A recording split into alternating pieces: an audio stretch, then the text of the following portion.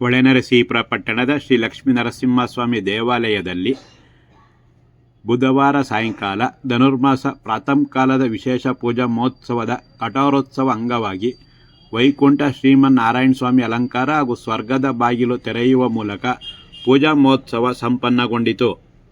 ಶ್ರೀ ಸ್ವಾಮಿಯ ಮೂಲಮೂರ್ತಿಗೆ ಮುಂಜಾನೆ 5:30ರಿಂದ ಅಭಿಷೇಕ, ವಿಶೇಷ ಅಲಂಕಾರ ಮತ್ತು ವಿಷ್ಣು ಸಹಸ್ರನಾಮ, ಶ್ರೀ ಲಕ್ಷ್ಮೀ ನರಸಿಂಹ ಸಹಸ್ರನಾಮ, ದೇವರ ನಾಮ ಕಾರ್ಯಕ್ರಮವನ್ನು ಏರ್ಪಡಿಸಲಾಗಿತ್ತು.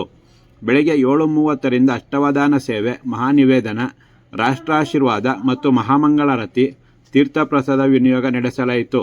ಸಂಜೆ ಗೋಧೂಳಿ ಲಗ್ನದಲ್ಲಿ ಶ್ರೀಯವರ ಕಠೋರೋತ್ಸವ ಹಾಗೂ ಶ್ರೀ ಸ್ವಾಮಿಯ ಉತ್ಸವ ನಂತರ ದೇವಾಲಯದಲ್ಲಿರುವ ಸ್ವರ್ಗದ ಬಾಗಿಲನ್ನು ಸಂಪ್ರದಾಯದ ಆಚರಣೆಯಂತೆ ಪೂಜಾ ಕೈಂಕರ್ಯ ನೆರವೇರಿಸಿ ತೆರೆಯಲಾಯಿತು. ಶಾಸಕರಾದ ಎಚ್. ಡಿ. ರೇವಣ್ಣ ಅವರು ಹಾಗೂ ನೂರಾರು ಭಕ್ತರು ಸ್ವರ್ಗದ ಬಾಗಿಲಿನ ಮೂಲಕ ಸಾಗಿದರು. ಹಿರಿಯ ಅರ್ಚಕರಾದ ನಾರಾಯಣ್, ರಾಮ್ಪ್ರಸಾದ್, ಪಟ್ಟಾಭಿರಾಮ, ಗುರು, ಸುಬ್ರಹ್ಮಣ್ಯ ಹಾಗೂ ಇತರರು ಪೂಜಾ ಕೈಂಕರ್ಯ ನೆರವೇರಿಸಿದರು. ಶಾಸಕ ಎಚ್. ಡಿ. ರೇವಣ್ಣ ಅವರು ದೇವರಿಗೆ ನೈವೇದ್ಯಕ್ಕೆ ಅರ್ಪಿಸಿದ್ದ ಎಳ್ಳು, ಕೊಬ್ಬರಿ, ಬೆಲ್ಲವನ್ನು ನೂರಾರು ಭಕ್ತರಿಗೆ ವಿತರಿಸಿ ಶುಭ ಕೋರಿ ಸಂಭ್ರಮಿಸಿದರು.